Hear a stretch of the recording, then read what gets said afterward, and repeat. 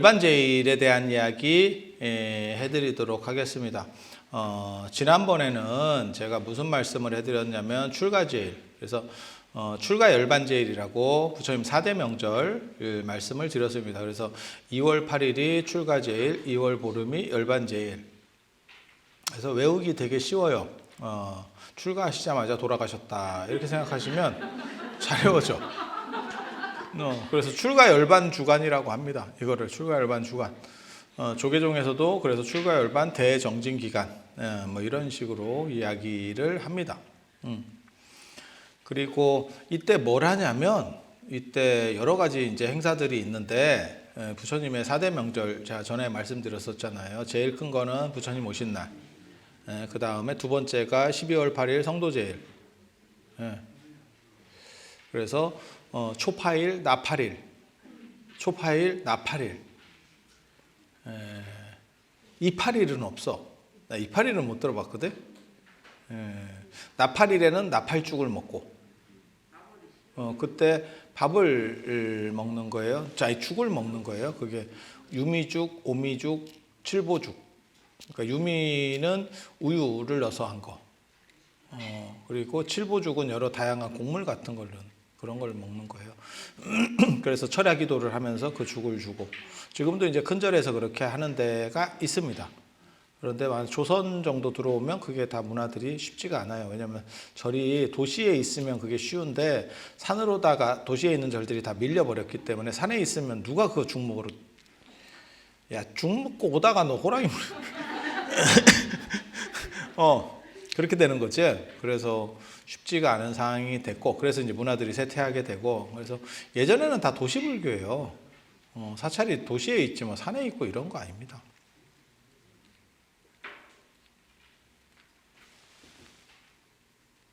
윤미보살님이 5만 원이나 후원을 해주셨네. 내가 얘기했지 이거 내 채널 아니라고. 내 채널에 하라고. 내 채널에 내 채널. 야 이거 취소해 취소. 취소해.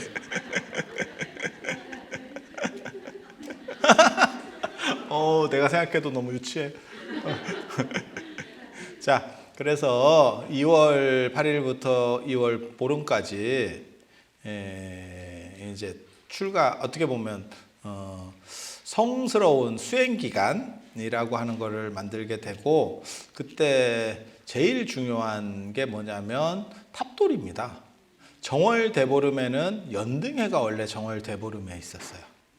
그러니까 정월 대보름에 달집 태우기, 주불놀이 하듯이 벽사 문화들이 있었고 그 다음에 2월 보름에는 이제 탑돌이. 연등회는 4월 8일 아니에요? 부처님 오신 날 아니에요? 그거는 고려 무신정거 때 최우라고 하는 분이 옮긴 거예요. 원래는 정월 대보름 연등회. 그 다음에 2월 보름, 그 다음에 2월 8일부터 했는지 2월 보름에 했는지 나 정확하게 잘 모르겠는데 그 주간에 계속 했을 거라고 생각을 해요. 그렇게 하고 그때 탑돌이도 연등 같은 걸 들지 않았을까라는 추정을 합니다. 왜냐하면 그냥 돌면 너무 그치? 이게 좀 그치? 그래서 그 탑돌이와 관련해서 그 유명한 김현가모조가 나옵니다. 흑륜사에 김현이라고 하는 사람이 청경림 흑륜사 경주에 흑륜사에 가서 탑돌이를 하는데 신라시대 얘기예요. 하는데 거기서 기가 막히지. 진짜 요즘 같으면 있을 수 없는 일이 벌어지지. 있을 수 없는 일이 벌어져. 그게 이제 신라의 어떻게 보면 성풍속을 알 수 있는 그 다음에 절풍속도 알 수 있는 거기서 탑돌이를 하다가 눈이 맞지. 지금은 불가능합니다. 왜? 눈 맞기가 어려운 게 제가 얘기하잖아요. 부처님께서 수행 열심히 하시라고 다 할매들만 이렇게 그리고 다 노안들이라 가지고 서로 뭐 눈을 맞을래도 저게 눈가리가 어디를 보나 그렇게 지금 뭐 그렇게 근데 그때는 이 얘기를 보면 젊은 사람이 많이 있었구나. 일종의 교회 오빠가 아니고 절 오빠. 뭐 이런 게 있었고, 그게 또 야리하게도 약간 원나잇 비슷하게 가요. 이게 그러니까 예전에 제가 전에 그런 얘기 안 해드렸나, 처용 얘기나 이런 거 보면 이게 상당히 자유롭다니까. 상당히 자유롭다니까. 그렇게 해서 뭔가 이렇게 눈이 돌아가지고 어떻게 이렇게 했는데, 그래서 그 집에까지도 가잖아. 그 여자 집에. 야, 이게 뭔가요? 첫날에 이렇게 되나 싶은 정도로 과속을 해가지고 막 페라리를 타고 막 직진을 하는 거지. 그냥 막 엄청나게 빨리. 예, 그랬더니 알고 봤더니 그 여자가 호랑이였지. 호랑이가 변신해가지고. 그래서 그 오빠들이 와가지고 이거 무슨 사람 냄새 아니요? 뭐 어쩌고저쩌고 해서 나중에 난리가 나고, 그래서 죽이려고 하니까 그 하늘에서 소리가 들렸대. 그 오빠가 사람들을 많이 잡아먹고 뭐 이래가지고 천벌을 받아서 죽게 생겼는데, 그 여자애가 이제 내가 대신 죽겠다. 말이 되나 싶기는 한데, 옛날 얘기니까 그래요. 왜 말이 안 된다고 생각하냐면, 죄는 저 사람이 졌는데 대신이라는 게 가능해? 막말로 얘기해서. 그래서 그 기면을 살리기 위해서 여동생 호랑이가 오빠 호랑이의 죄를 대신 뭐 하는, 뭐 이렇게 되는 거예요. 그렇게 해서 그 오빠가 얘를 못 죽이게 딱 이렇게 보호를 하고, 진짜 하룻밤 만에 무슨 만리장성을 쌓는 것도 아니고, 그렇게까지 구구절절하게 동물과 사람의 로맨스? 이게 뭔가, 나도 모르겠다. 그냥 막 던져보자.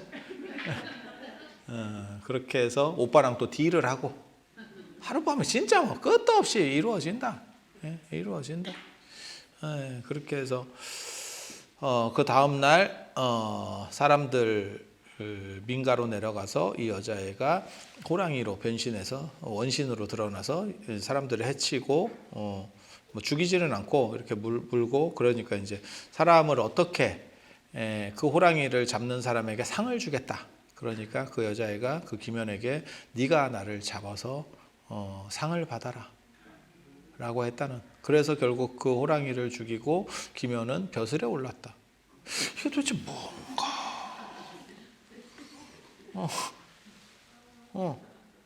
그러니까 스토리를 보면 탑돌이 하다가 눈 맞음. 죄는 오빠가 지었는데 범죄자 바꿔치기.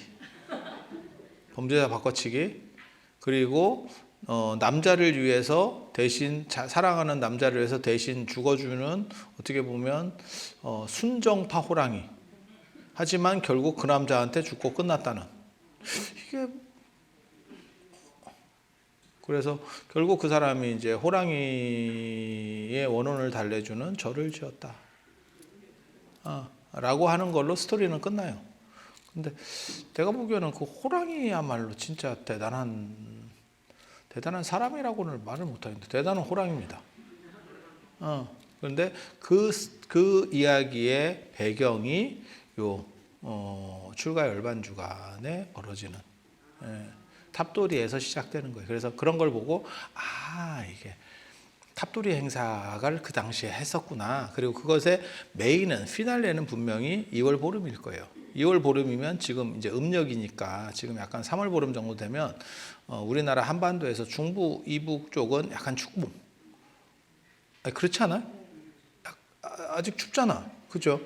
남쪽은 그냥 조금 괜찮고, 이런 정도에서 1월 대보름의 벽사 문화를 잇는 2월 보름에 이러한 불교적 행사들이 존재했구나 라는 정도를 이해해 볼 수 있습니다.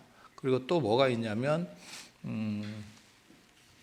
일본 승려 원인, 예닌이라고 하는데, 그 입당구법 순례행기라고 있어요. 동아시아 3대 기행문 이러면 입당구법 순례행기, 그 다음에 저 현장의 대당서역기, 그 다음에 해초의 왕어춘축국전, 뭐 이렇게 한중일로 꼽긴 하는데, 해초 왕어춘축국전은 택도 안 됩니다. 미안한 얘기인데 그냥 그 우리식으로 구라치는 거예요. 양이라든가 이런 게 비교도 안 돼. 그리고 전 세계 3대 기행문 하면 이븐 바투타의 여행기, 그 다음에 마르코 폴로의 동방견문록, 그 다음에 현장의 대당서. 현장은 계속 들어가요.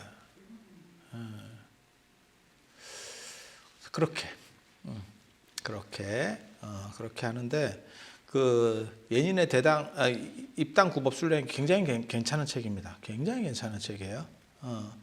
그분이 당나라에 들어가서 이렇게 여러 지역들을, 그러니까는 구법 여행을 하면서 여기저기 다니면서 배우고 이렇게 하는 거를 다 일기같이 적는 거예요. 일기같이 적고, 그 다음에 결국 저 양반이 회창범한테 쫓겨나거든요. 이제 외국인 추방을 해요. 그러니까 전체가 다 추방됐어. 그런 상황들 속에서 이제 발생하는 사건들. 그때 이제 우리나라 범일국사나 이런 분들도 다 나중에 추방까지는 아니고 그 비슷한 시기를 해서 다 더 이상 못 있고 돌아옵니다. 다 그렇게 되는데, 거기에 보면 2월 보름에 당나라 불교 이야기를 적어놨어. 근데 그게 무에다반이라는 걸 한다. 무에다반이라고 하는 것은 걸림없이 음식들을 다 주는, 그러니까 어떻게 보면 고품격 무료급식소를 절해서. 이해가 됩니까? 그때는 이제 못 먹고 못 살던 때니까 귀족들이 이제 재원을 좀 내서 한번 이제 크게 베풀어 주는 거지. 종교 잔치를 여는 거지. 그런 게 이제 못 먹고 못 살 때는 먹을 거 주는 거 같이 좋은 게 없거든요. 그래서 예전에 여러분들 그 교회 가서 분유 같은 거 이제 타 먹고 이런 거 했었지. 지금 생각해 보면 진짜 놀라운 일이에요. 유통기한이 얼마나 지나야 그렇게 돌 같은 게 될까? 미국 놈들은 도대체 얼마 지난 걸 우리에게 줬을까? 그리고 놀라운 인체의 신비. 그런 거를 열심히 먹었는데도 아무렇지도 않지. 야, 그 참 재밌다고. 그리고 그때 그걸 미국 쪽에서 기독교를 진작시키기 위해서 교회를 통해서 그 물자들을 푼 거예요. 그래서 교회 가서 그런 걸 받아 먹은 기억들이 있으면 옛날 사람 기억나십니까? 학교를 통해서도 줬고 교회를 통해서도 줬어요. 그렇게 해서 그걸 깨가지고 물에 풀어서 이렇게 먹고, 이게 미제야. 이게 근데 지금 알고 보면 도대체 어느 정도 유통기한이 지나야 그렇게 돌처럼 단단해질까?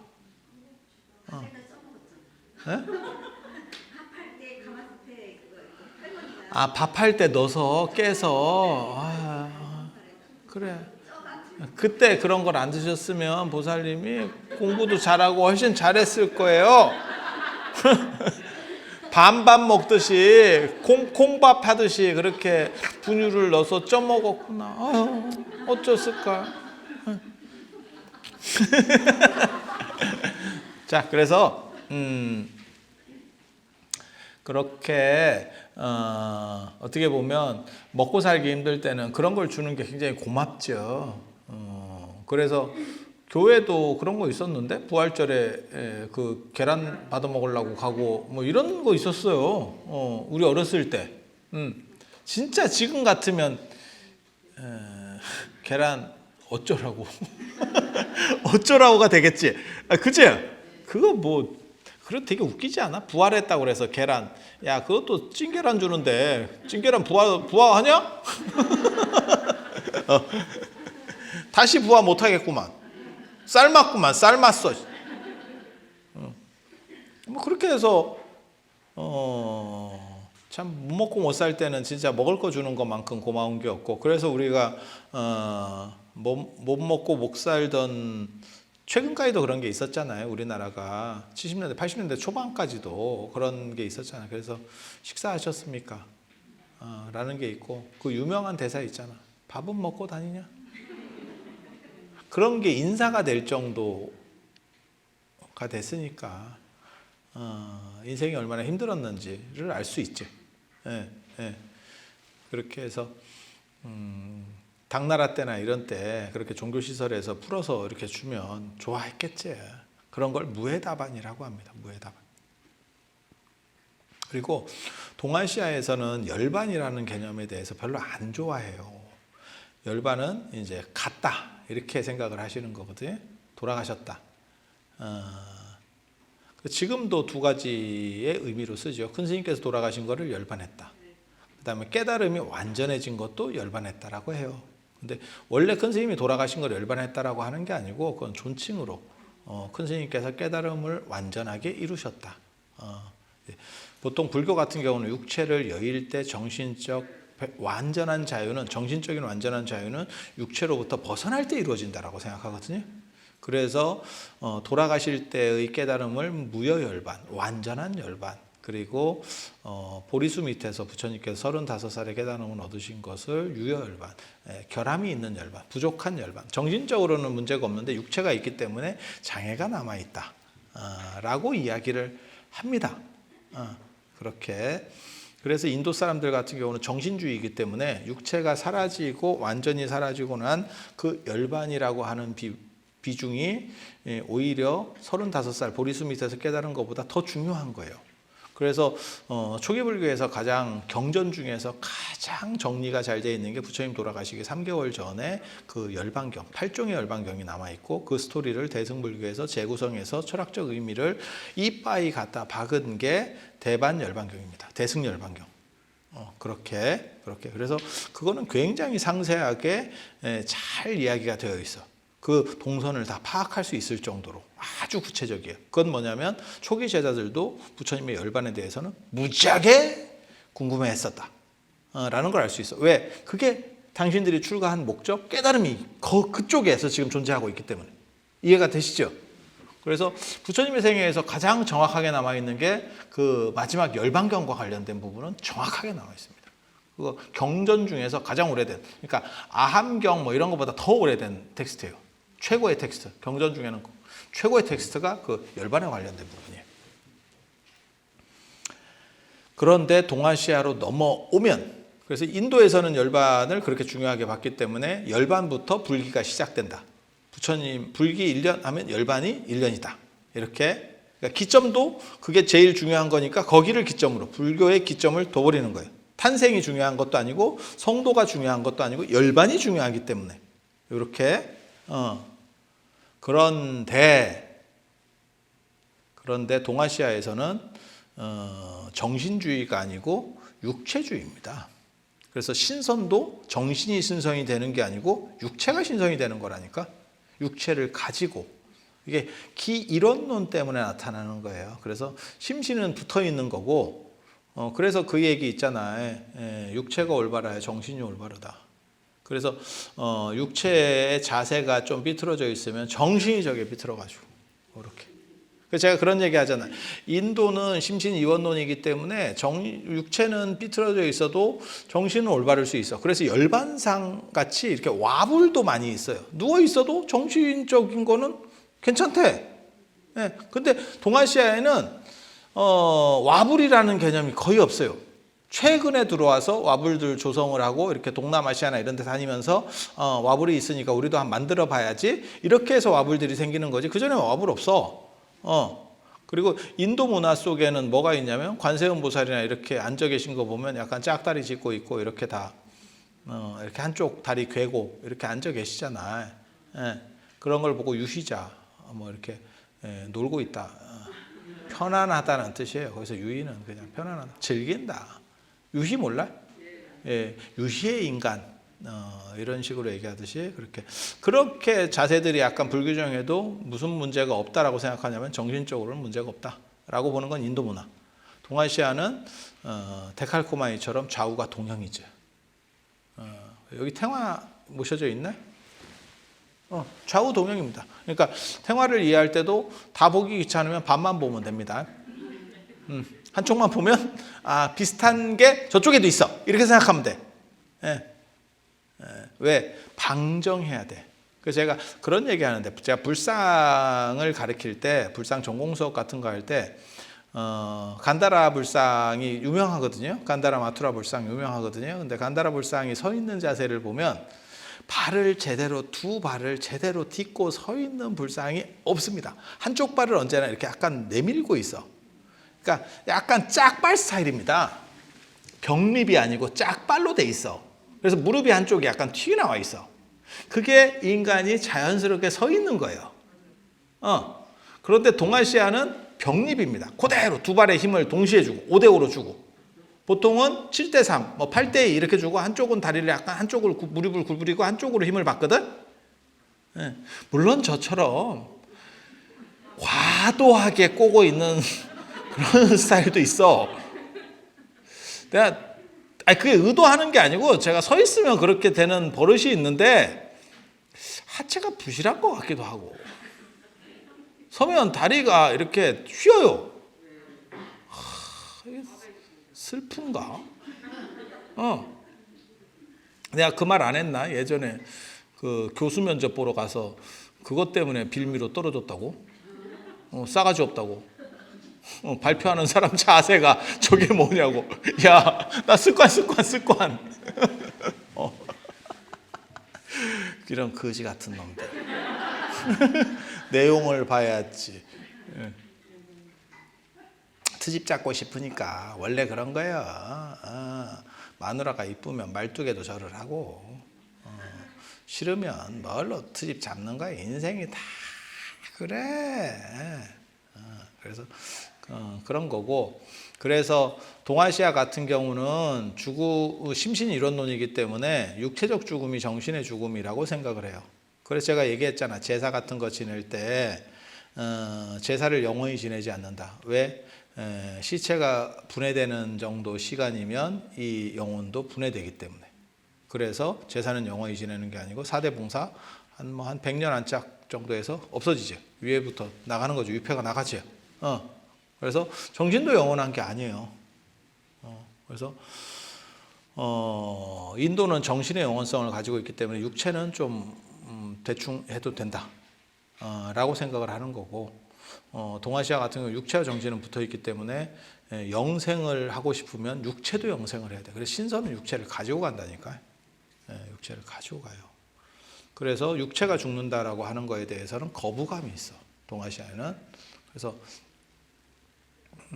소멸에 대한 터부, 그래서 열반 자체를 별로 안 좋아합니다. 그래서 불교가 굉장히 번성하고 당나라 같이 이민족 문화 체제 속에서는 열반제일이 힘을 썼을 거고요. 아마 송나라 때부터 열반제일은 급격하게 위축됐을 걸로 생각을 합니다. 이건 개인적 판단입니다. 송나라부터는 이제 한족 문화가 이렇게 올라오기 시작하거든요. 당나라는 한족 국가가 아닙니다. 그래서 자유롭고 훨씬 자유롭게 되는 거고, 그게 자유로운 게 경쟁력이에요. 뭐가 있냐면 쩌리들이 각을 잡아 권위를 내세우고, 진짜 강한 사람은 부드럽고 친근하면서도 그 안에서 힘을 써. 능력 발휘한다고. 막 서열을 잡고 어쩌고. 그 대부분 다 능력 없는 것들이에요. 능력 없으니까 그런 걸로 가오를 잡는 거야. 그런 걸로도 안 세우면 쓸 게 없는 거지. 그래서 당나라의 자유주의라고 하는 건 능력제예요. 선만 얘기해도, 선불교만 얘기해도 당나라는 버라이어티 같은 거예요. 저 사람의 얘기를 들었을 때 여기서 막바로 받아쳐주면서 그 사람의 정신을 환기시켜 줄 수 있는, 그게 화두가 만들어진 시대의 선이에요. 제가 선불교를 좋아하지만 저는 당나라 선을 좋아하는 거거든요. 송나라는 어떻게 하는 거냐면, 개에게도 불성이 있는가? 왜 일체 중생에게는 불성이 있다 했는데 개에게는 불성이 없다 했는가? 왜 뭔가 이러고 있는 거예요. 죽은 겁니다. 어떻게 보면 개그 콘서트 같이 짜가지고 하는 거. 요즘 여러분 옛날하고 달라진 게 뭐냐면 유행어 미는 개그맨은 없어요. 예전에는 유행어 하나 만들어가지고 한 석 달 동안 계속 그것만 했어. 근데 지금은 그게 아니고 그냥 촌철살인이지. 버라이어티 이런 거 보면 그 안에서 말장난으로 투삭 쳐가지고 개그 코드가 나오는 거지. 막 짜서 막 심파같이 막 그런 거 하지, 그런 거. 내가 하는 방식도 그거잖아. 근데 여러분이 자꾸 심파를 좋아하니까 내가 조회수가 잘 안 나오잖아. 순식간에 이렇게 탁탁탁 치는 거예요. 근데 송나라 때만 되더라도 이미 제도화되니까 그거를 그렇게 쳐낼 수 있는 스님이 없어요. 한국 불교도 지금 명상주의가 이렇게 막 전 세계적으로 각광을 받는데 왜 뜨지 못하느냐? 그걸 쳐서 줄 수 있는 사람이 거의 없어. 그러니까 큰 스님들 법문하실 때 이렇게 자세히 들어봐. 그럼 당나라 때 무슨 선사가 당나라 망한 지 1100년 됐다니까. 당나라 얘기를 당나라가 언제적 얘기냐면 우리식으로 말하면 신라시대 얘기를 하고 있는 거야. 아니 맞잖아. 아니 그 얘기를 왜 지금 하냐고. 선사라면 제대로 된 선을 하는 사람이면 어제 얘기도 필요가 없는 거예요. 지금 얘기를 해야지. 그게 선의 활발한 마치 불꽃 같은 거예요. 그것은 계속 변화하면서 빛을 내는 거지 정지한 상태로 빛을 내는 게 아니야. 그게 당나라 선이에요. 화두를 만들어가는 사람들. 그런데 송나라는 화두를 잡고 있는 사람들, 화두를 분석하는 사람들. 야, 그거는 아니지. 그건 아니지. 예술도 그런 식으로 가면 망해. 코미디도 그런 식으로 가면 망하는 거고. 그래서 그렇게 되면 생명이 없어지는 거죠. 생명력이 없어지는 거예요. 그래서 열반에 대해서 동아시아는 비판적인 판단들을 하고, 그래서 아마 한족 문화가 이렇게 정착되는 송나라 때는 열반에 대한 부분이 아마 이렇게 깔아앉았을 거라고 생각해요. 죽음을 환기시키기 때문에 이렇게 깔아앉았을 거라고 생각을 해요. 그리고 당나라 때만 하더라도 이게 열반이라고 하는 것들이, 그러니까 죽음을 가벼이 여길 수 있느냐? 너무 무거운 주제가 아니고, 저도 죽음을 약간 가벼이 여기면서 여러분들에게 얘기하는데, 그게 제 습관 중에 하나인데, 그런 생각 안 해보셨어요? 근데 왜 그게 무거운 주제여야 돼? 어차피 모든 사람에게 걸려있고 결국은 다 저나 여러분이나 여러분 손자나 다 언젠가는 마찬가지 아니에요? 근데 왜 갈 만한 사람한테만 무거운 주제여야 되지?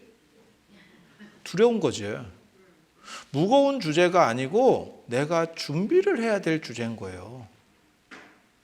그러니까 시험이 두려운 이유는 무엇이냐? 네가 공부를 안 해서. 저도 이제 또 박사 또 시험 봐야 되는데, 전공 시험을 봐야 되는데, 졸업하기 전에 이제 전공 시험을 보거든요. 나 이번에 시험이 좀 두려워요, 지금. 야, 내가 오랜만에 두렵네. 이게 지금 약간 불교나 사실 동양 철학이나 이런 거는 진짜 내가 까놓고 얘기해서 시험 보러 가기가 귀찮을 뿐이지 시험이 스트레스가 안 돼. 왜? 내가 자다 일어나도 너희보단 낫다. 내가 이렇게 너희들 준비해와도 내가 자다가 야씨 침 닦고 내가 써도 너보단 나. 바로 그냥 브레이크 걸어서 제로백 바로 올라가는 거지. 0에서 시동 딱 걸리면 바로. 저도 제 전문 분야가 아니면 쫄입니다. 나 오래간만에 쫄이는데. 이게 쉽지 않아. 왜? 잘 모르는 분야니까. 잘 모르는 분야니까. 이해가 되시죠? 그거 마찬가지예요. 죽음을 왜 당신은 희화할 수 없습니까? 잘 모르니까. 그러면 잘 모르는 상태로 냅두면 나에게 오지 않습니까? 아닙니다. 100% 옵니다. 그래서 준비를 하고 즐길 수 있도록. 그것을 파티로 만들 수 있는 생각을 왜 안 해보십니까? 라고 말하는 거예요. 어차피 한 번 올 건데. 개 끌려가듯이 끌려가기보다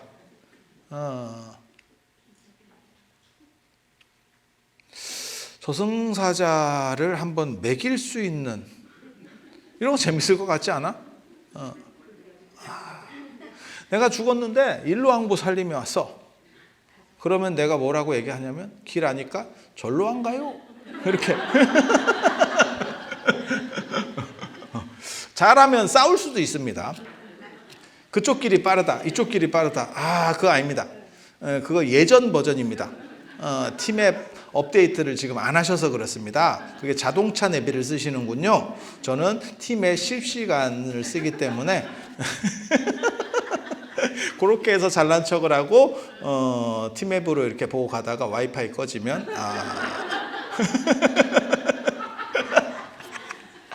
재밌지? 죽음에 대해서 희화할 수 있는 사람이 진짜 자신감이 있는 사람이고 준비된 사람이에요. 그리고 그 사람이 인생 마침표에서 결국 웃고 승리할 수 있는 사람입니다. 그건 분명하다는 생각은 해요. 왜? 어차피 놓고 갈 때 우리 오렌 버핏이 얘기하잖아. 물이 빠져야 누가 옷을 벗고 있는지가 드러난다. 그거 굉장히 재밌는 얘기거든. 그건 투자에서 하는 얘기기는 하지만 실제로 똑같은 이야기가 성립이 되는 거야. 죽을 때가 돼야 누가 준비한 놈인지가, 그 다음에 누가 자기 재산이 있는 사람인지가 가려지는 거야. 나머지는 벗고 있는 거지. 뭐 젊어서 벗고 있는 것도 아니고 늙어서 벗고 있어요. 재펴간다. 재펴간다. 그래서 준비 잘해. 준비 잘해. 그리고 완전하게 준비한 사람은 그 흔적을 남기지 않는다. 그래서 잘 걷는 이는 발자국을 남기지 않는다. 그게 열반에 든 부처님이다. 라는 이야기를 해드리면서 오늘 마치도록 하겠습니다. 자, 들어서 감사합니다.